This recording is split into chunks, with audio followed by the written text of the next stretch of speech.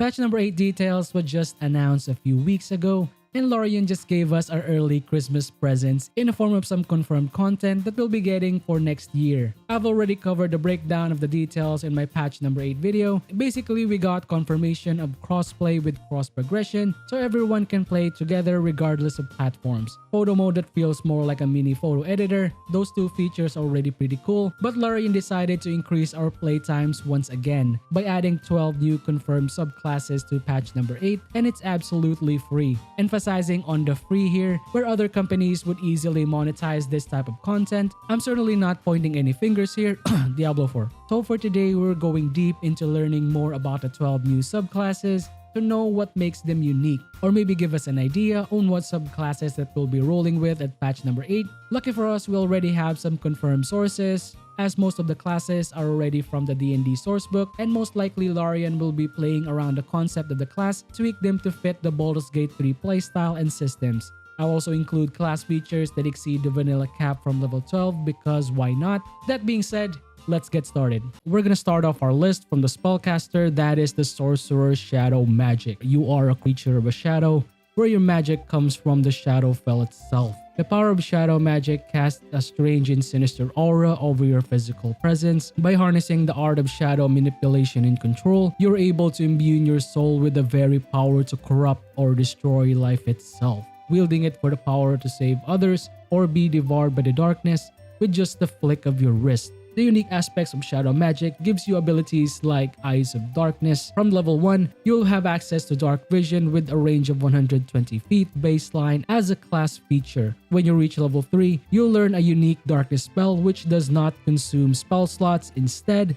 you just need to use 2 sorcery points or by expanding your spell slots. Once you do, you'll get superior dark vision if you're inside your darkness AoE. Strength of the Grave is another skill that you'll be getting. While you have the innate ability to travel between life and death, this skill can save you a lot of times when you hit your HP to 0. You can make a charisma saving throw. If you're successful with your rolls, instead of dropping to 0, you'll then drop it to 1. At level 6, you'll be getting the Hound of Omen. You'll be able to summon this using your bonus action.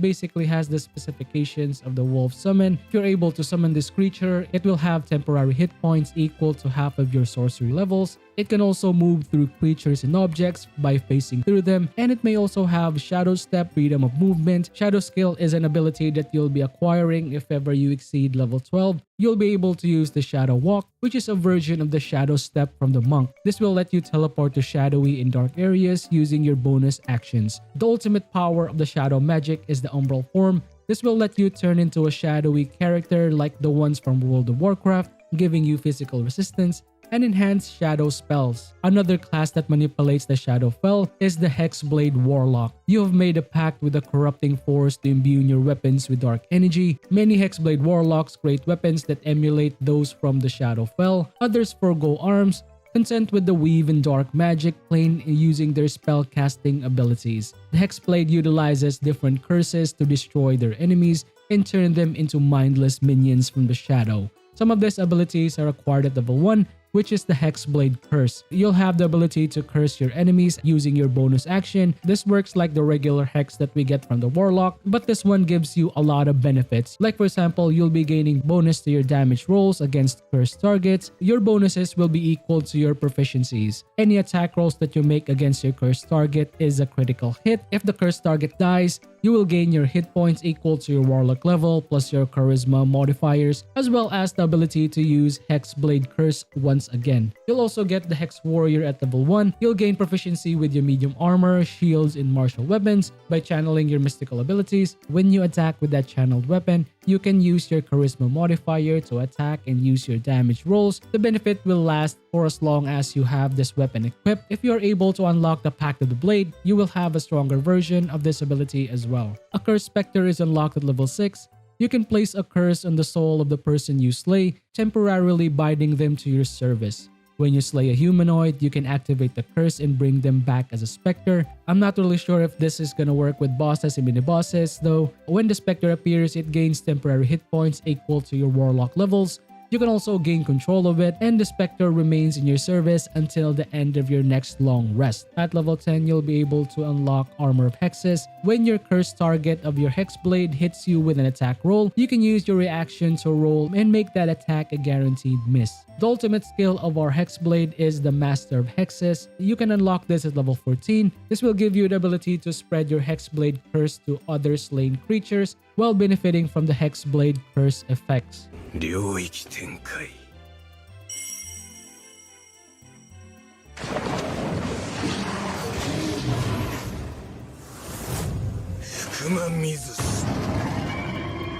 Bladesingers are masters of the boring ways of magic and have found that fighting with a sword is quite badass. Originally, the art was developed by the elves, but for some reason a wizard had an idea to copy it. In combat, a Bladesinger uses the series of intricate and elegant maneuvers, weaving spells and swordplay that fends off harm and allow the Bladesinger to channel magic into devastating attacks and cunning defense. Starting at level 2, one of your class feature would be training in sword and song. You will gain proficiency with light armor and gain other proficiencies in one-handed melee weapons. Another class at level 2 will be the Blade Song, provided that you aren't wearing any medium or heavy armor or maybe using a shield. You're able to use an active buff that will increase your speed, agility, and focus. You can also use your bonus action to start the Blade Song effect, which will last for a certain duration of turns. While your Blade Song ability is active, you'll gain the following benefits. You will have bonus to your AC equal to your intelligence modifier, move speed increased by 10 feet, gain bonuses to your constitution saving throws, and maintain your concentration spells equal to your intelligence modifier. Starting at level 6, you'll gain extra attack and a version of the war magic from the Eldritch Knight, which will let you cast a cantrip in place of one of your attacks. Level 10 will be Blade Song Defense. You can direct your magic to absorb the damage while your Blade Song buff is active. Level 14 is where you get the ultimate skill for our Bladesinger, which is the Song of Victory. You can add your intelligence modifier to your damage rolls of your melee weapons while your Blade Song is active. The Death Domain Cleric is concerned with the forces that cause death, as well as negative energy that give rises to the undead creatures. They worship the gods of vampires, necromancers, death knights, liches, etc. If that's not metal enough for you, they also worship the god of murder, pain, disease, and poison, as well as the god of the underworld.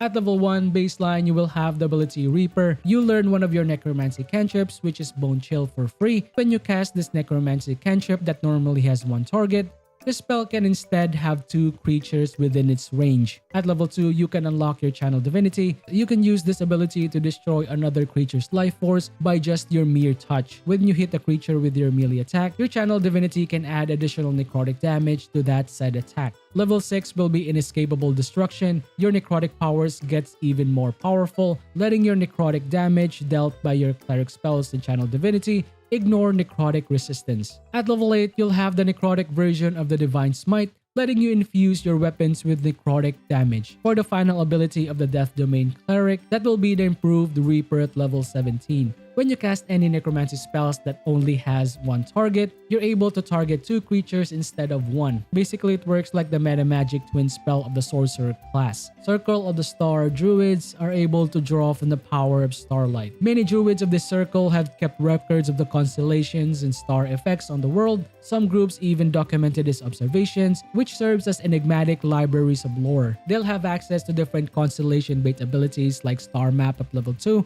You'll be able to create star charts of your heavenly studies. This is a tiny object that can serve as a spell casting focused on your druidic spells. While holding the map, you will have the abilities such as the Guidance Cantrip, as well as a free Guidance Bolt spell. This Guiding Bolt spell does not count as any of your numbered spell slots, so you can have it prepared and just leave it in your bar. You can also cast Guiding Bolt for free without spending any spell slots. As for the theme of the druids, you'll have access to Starry Form. You will gain the ability to harness the constellation to alter your forms. As a bonus action, you can expend the views of your wild shape and transform into a luminous body with joints glimmering with the stars. There are 3 starry forms to choose from, starting with the Archer constellation. When you activate this form, you can use your bonus action and use your ranged attack spells. For the Chalice, this is a constellation of the life-giving goblet. This will let your healing abilities be more potent by increasing it by 1d8. Finally, for the Dragon, this form focuses on maintaining your AoE effects and spells. When you reach level 6, you'll have access to different reaction abilities from your Cosmic Omen. Twinkling Constellation is unlocked at level 10. This will increase your starry form. The effects and damage of the Archer and the Chalice will increase.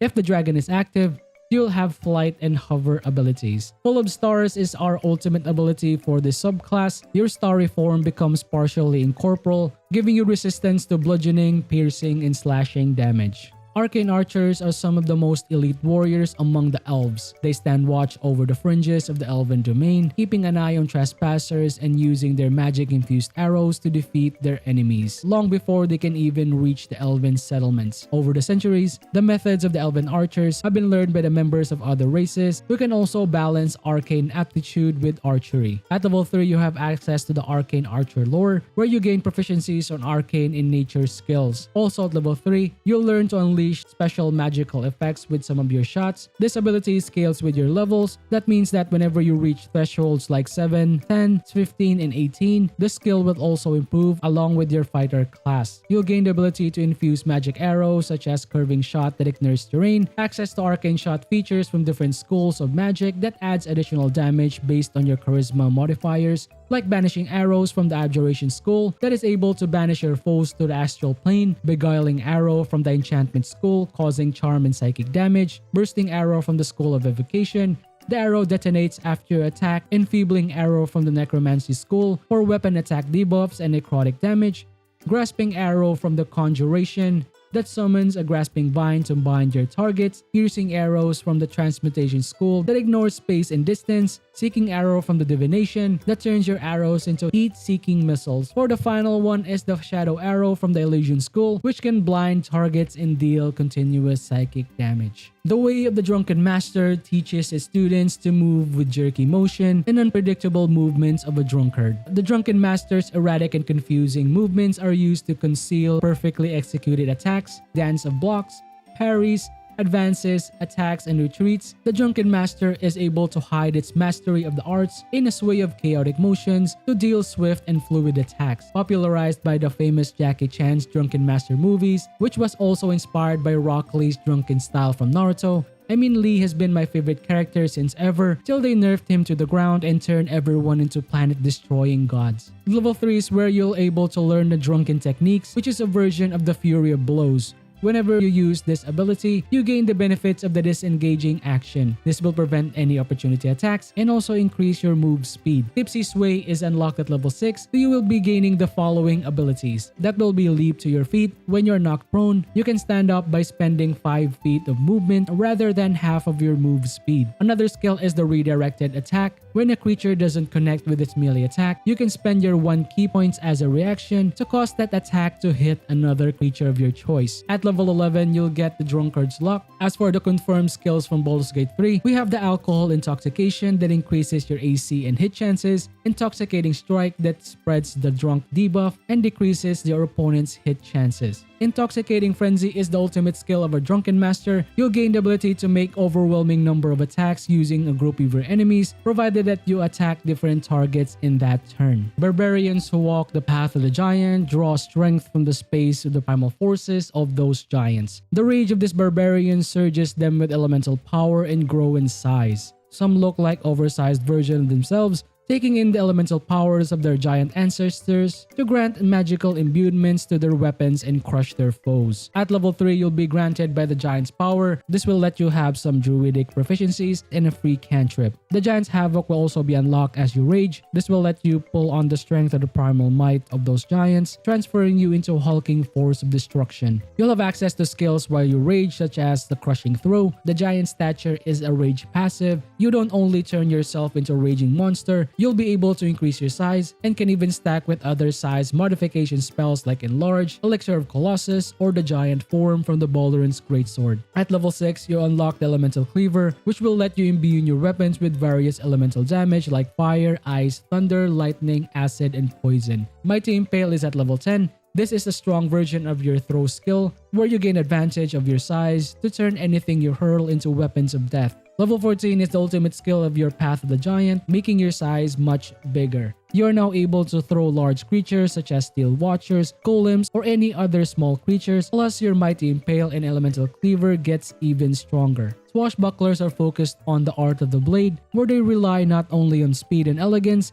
they can also charm their way into any situation to get the upper hand. While some warriors are brutes clad in heavy armor, your methods of fighting looks most like a performance. Swashbucklers excels in single combat for outsmarting everyone while being a deadly force to anyone who underestimates this amazing class. Level 3, you'll learn fancy footwork. During your turn, you can make a melee attack against a creature and they can't make any opportunity attacks against you. The Rakish Audacity is unlocked at level 3. You can give yourself a bonus action to your initiative rolls equal to your charisma modifiers. You also gain additional ways to use your sneak attacks, making the attacks trigger every time without occurring any penalties. Skill is unlocked at level 9. As an action, you can make a charisma check, and if you succeed on that check, the creature will basically get charmed. The ultimate skill is the Master Duelist at level 17 for our Swashbuckler.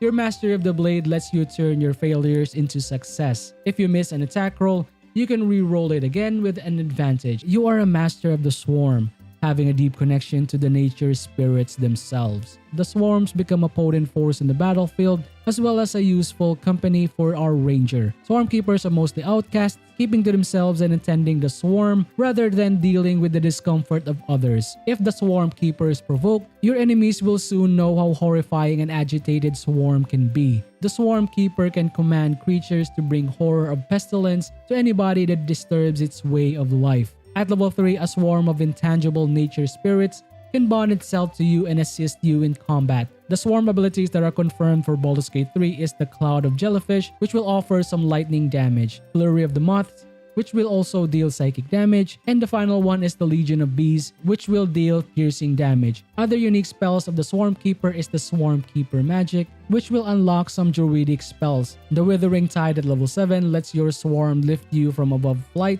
Basically, it lets you use a free fly spell. Mighty Swarm is at level 11. The swarm has an increase of 1d8 damage. If a creature fails its saving throw against your swarm, you can command the swarm to knock the enemies prone. For the final ability of the Swarmkeeper is the Swarming Dispersal. Once an enemy attacks, you can use your reaction to increase your resistances of that said damage.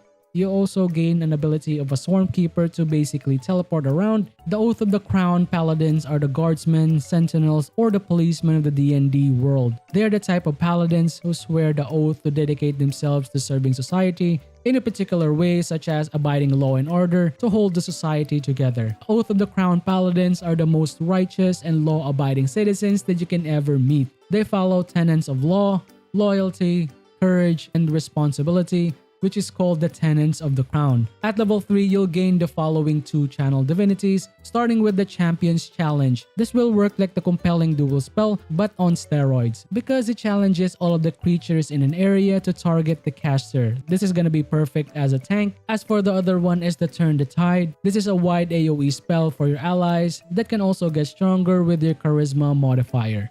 The Divine Allegiance is at level 7. This is some sort of a damage mitigation spell. When your allies get attacked and are about to take damage, you can take the damage instead. Unyielding Saint is unlocked at level 15. You will have advantage to your saving throws and avoid becoming paralyzed or stunned. Finally, at level 20, you will gain the Exalted Champion skill. This will grant you an insane area of effect spell that boosts your allies' abilities, such as increasing the resistance to bludgeoning, piercing, and slashing damage from non-magical weapons. Your allies also get advantage to death and wisdom saving throws.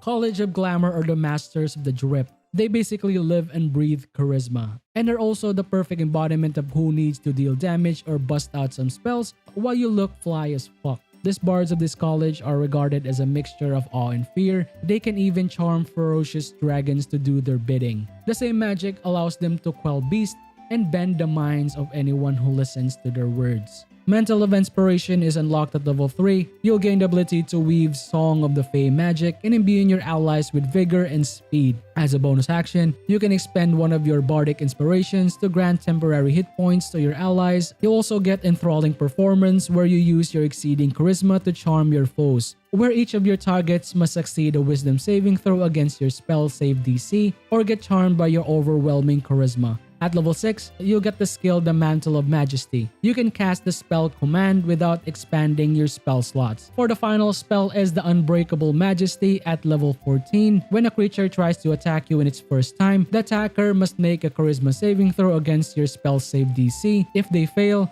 they can't attack you on this turn. And that's it guys for all of the 12 new subclasses that will be released for patch number 8. Have you decided on what class that you're gonna be going for? Would love to know all about it in the comments below. Shoutouts for all the people who subscribe and keep supporting the channel. I really appreciate you guys for all the amazing support. And for all the people who haven't subscribed yet, thank you for watching my videos and I hope I earn subscriptions in the future. But if you earn it today, please don't hesitate to hit that subscribe button. It really helps me out a lot. If you want to support me directly, join button is below or maybe Patreon if you want to go that route. Want to know what are the best mods for the following weeks or maybe a monthly series on the top 15 mods that you need, comprehensive list of builds and other mods, just click this videos right here. Finally, that's it for me. Up to you soon in the next Master Buck Show. What's up? Bye guys.